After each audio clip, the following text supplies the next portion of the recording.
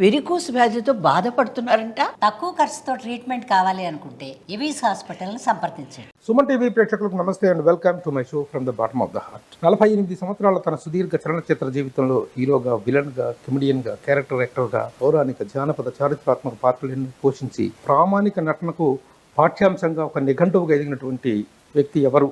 ఆయన మరెవరో కాదు, పద్మశ్రీ డాక్టర్ మంచు మోహన్ బాబు గారు అనే విషయం మీకు అర్థమైపోయి ఉంటుంది. ఎలా ఉన్నారు సార్? ఎలా కనిపిస్తున్నాను చెప్పు ప్రభు. చాలా హెల్తీగా, చాలా గ్లామర్ గా కనిపిస్తున్నారు. అంటే ఇంతకుముందు ఎప్పుడన్నా అన్హెల్తీ కనిపించాను? ఎప్పుడూ లేదు.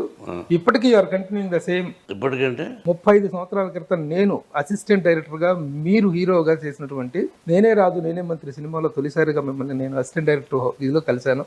ఆ రోజున ఏ ఎనర్జీతో అయితే ఉన్నారో అదే ఎనర్జీ, అదే హెల్తీగా మీరు ఇప్పుడు కనిపిస్తున్నారు. రియల్లీ గాడ్స్ గ్రేస్ అది. ప్రభు, ఇది తల్లిదండ్రుల ఆశీస్సులు.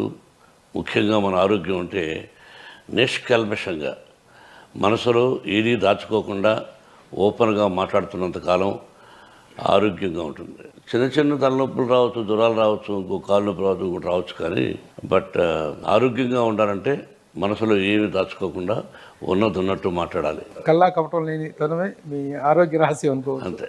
మార్చి 19th మీ బర్త్డే అనేటువంటిది ఎప్పుడు కూడా మీ శ్రీ విద్యా నికేతన్ స్కూల్లో నేను నిర్వహిస్తుంటారు. ఎన్ని సంవత్సరాలుగా చూస్తున్నా కూడా మీ బర్త్డే వేరే చోట జరగడం అనేది ఇంతవరకు నేను చూడలేదు. పర్టికులర్ రీజన్ ఏంటంటే, ప్రభు, పుట్టినరోజు జరుపుకోవాలనే కోరిక, ఆశ లేదు నాకు.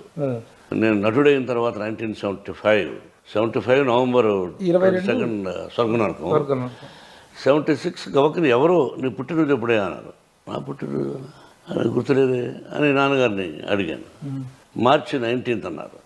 సంవత్సరం ఇప్పుడు అక్కర్లేదనుకో, ఏ సంవత్సరం అయితే ఉంది ఎవరు ఓహోకో వాళ్ళు అనుకొని, సరే అందరూ సెలబ్రేట్ చేసుకుందాం అనుకుంటే ఫస్ట్ విజిపి గార్డెన్లో సెలబ్రేట్ చేసుకున్నా 1976. 6 నెలల తర్వాత.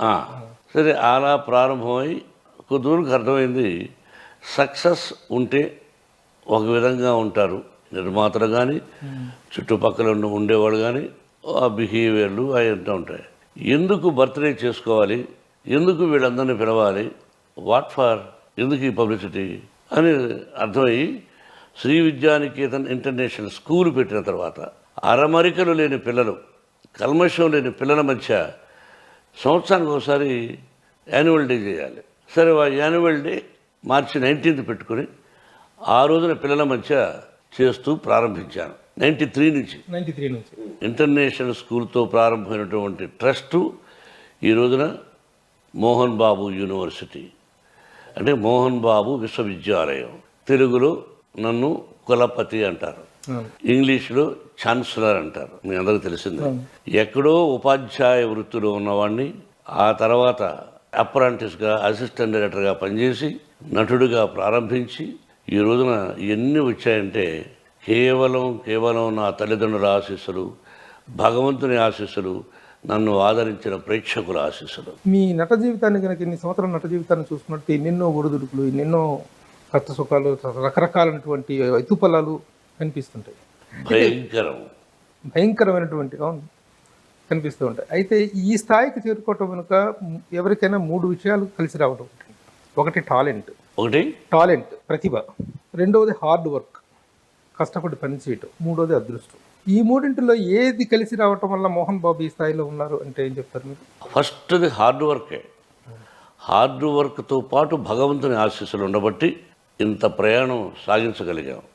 కష్టాలంటావా, పగవాడికి కూడా, నాకు పగవాళ్ళు లేరనుకుంటాను, పగవాడికి కూడా నా కష్టాలు రాకూడదు, వద్దు. నా కష్టాలు నాతోనే పోని, నా పిల్లలకు కూడా ఉండకూడదు. నేను చేసే మంచి పనులు ఆ ఆశీస్సులు నా బిడ్డలకు ఉండనే. ముందుగా నటుడుగా తీసుకున్నట్లయితే ఏ నటుడి కెరీర్లోనూ లేనటువంటి మలుపులు, ట్విస్టులు మీ జీవితంలో కనిపిస్తాయి. మనకు మహానటులు ఎంతోమంది ఉన్నారు, రామారావు గారు, నాగేశ్వరరావు గారు, ఇంకా ఎంతోమంది మహానుభావులు ఉన్నారు, నో డౌట్ ఉన్నారు. అయితే ఎవరి జీవితంలోని ట్విస్టులు మీ జీవితంలో మాత్రం కనిపిస్తుంటాయి. ఎలాగంటే హీరోగా ఎంటర్ అయ్యారు, విలన్గా మారారు, తర్వాత దాదాపు చాలా కాలం మీరు మళ్ళీ మేకప్ వేసుకోలేదు అనుకుంటారు స్వర్గనరకం తర్వాత. గ్యాప్, చిన్న పాత్రలే వేశారు తప్ప గ్యాప్ వచ్చింది మీకు. చిన్న పాత్రలు అంటే బయట ఎక్కడి నుంచి చేయలేదమ్మా? చేయలేదు. చిన్న పాత్రలు అంటూ చేయలేదు. గురువు గారి దగ్గర సరదాగా ఇది చేస్తావా, ఇది చేస్తా తప్ప బయట కంపెనీలో ఎక్కడ మనం చేయలేదు. ఆ తర్వాత భలే దొంగలు దొంగలతో ఒక తారా స్థాయికి తీసుకెళ్ళేది కృష్ణ గారు నేను. చక్కెర పేరు అక్క అంటూ ఒక మేనరిజం చక్కెర మీద రక్క అన్నాను. విపరీతమైన పాపులారిటీ ఆ మేనరిజానికి. ఆ మేనరిజమ్స్ అనేటువంటి పాపులర్ అయింది కూడా ఆ సినిమా నుంచి. అవును సార్. అంతకుముందు ఎస్వి రంగారావు గారు డైలాగులు చెప్పేవారు కదా తప్ప తర్వాత అది కంటిన్యూ చేసినటువంటి ఘనత మీదేది. అయితే అట్లా హీరోగా స్టార్ట్ అయ్యారు, విలన్గా టర్న్ అయ్యారు, మళ్ళీ కొంతకాలానికి హీరో అయ్యారు, మళ్ళీ కొంతకాలానికి విలన్ అయ్యారు, మళ్ళీ హీరో అయ్యారు, ఫైనల్గా హీరోగా సెటిల్ అయ్యారు. తర్వాత ఈ రోజున క్యారెక్టర్ యాక్టర్గా విభిన్నమైనటువంటి పాత్రలు పోషిస్తారు. ఫైనల్గా సక్సీడెడ్ అనేటువంటి టర్నింగ్స్ మాత్రం మీ దగ్గరే కనిపిస్తుంది. ఎందుకు ఇన్ని టర్న్స్ రావాల్సిన అవసరం?